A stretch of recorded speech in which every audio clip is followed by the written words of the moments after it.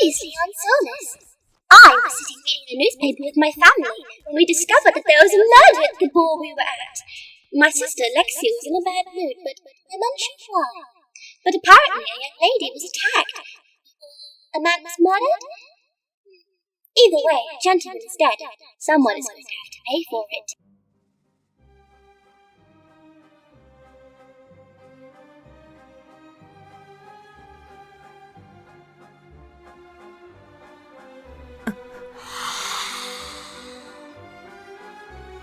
I say, we've not been introduced.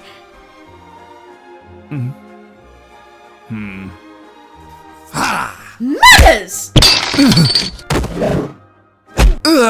Desist that horrible noise immediately and explain yourself. 1,000 apologies. Who are you? No, what are you? You stupid boy, I'm a preternatural. Of course you are. Again, my apologies, lovely one. I'm overwhelmed to meet you. You're my first preternatural.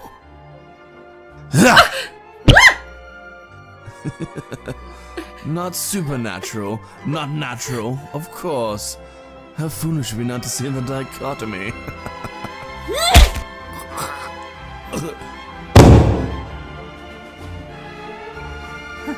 We would go and die after ruining the treacle. A lovely end to a lovely evening. Now, to make myself scarce. Yeah!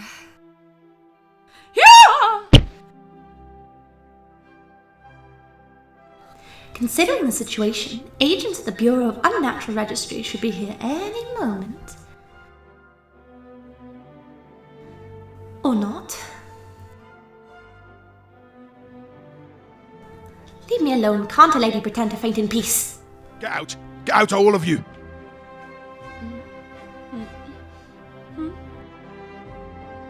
Mark my words, I will use something much, much stronger than smelling salts. And a good evening to you too, Lord Macoon. Ah, Professor Lyal. How nice to see you again. Miss Taraboti, how delicious to find ourselves in your company once more. Stop humoring her, Randolph! Why is it, Miss Taraboti, that every time I have to clean up a mess in a library, you just happen to be in the middle of it? Ahem! Very little, miss, actually. Almost a complete lack of blood spatter. He must have been very hungry. Goodness gracious me. What are you wearing? Glassicles?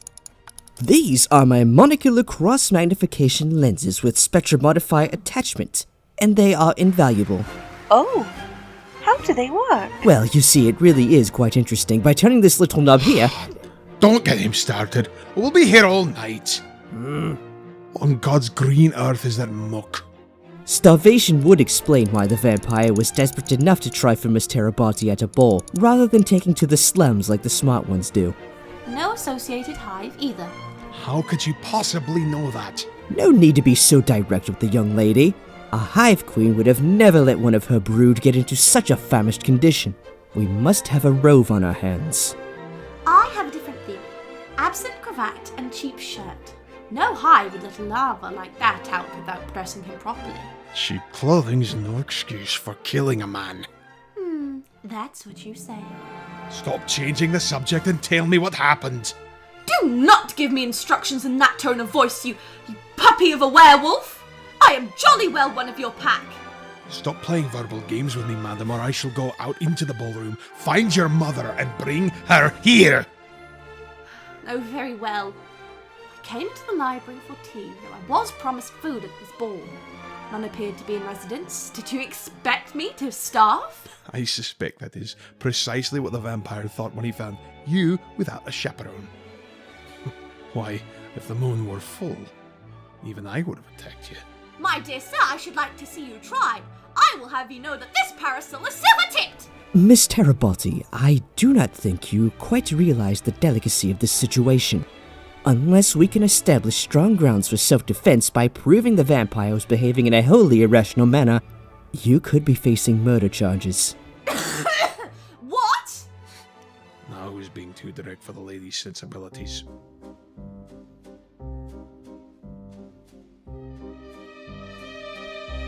I was simply sitting. He launched himself at me, totally unprovoked, his feeding fangs were out. I had to defend myself.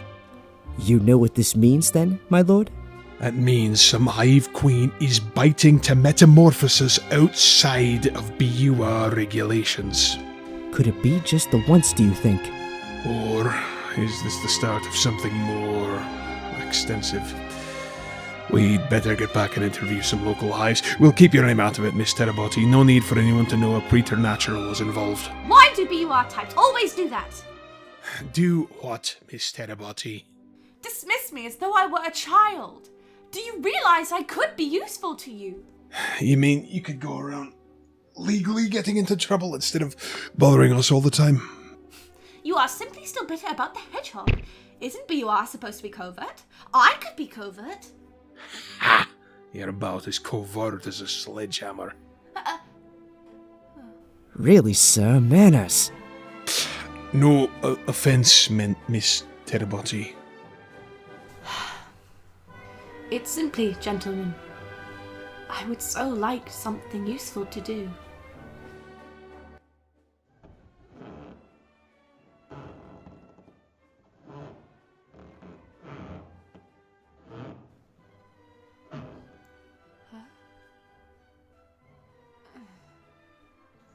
For goodness sake, why doesn't she just get married? She's a bit old, sir.